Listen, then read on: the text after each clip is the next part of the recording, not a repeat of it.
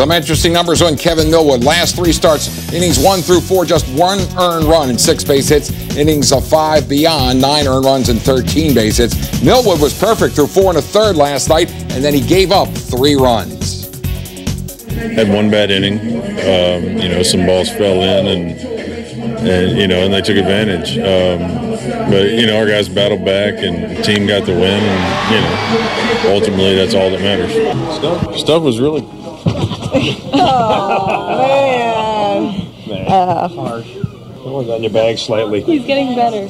Is that called revenge? I guess. Oh, that's a week, is what that is. No, stuff was good. I felt like I located the ball well.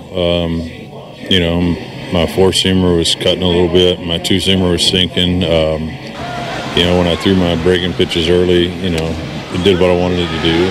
And that's, stuff definitely wasn't a problem all day.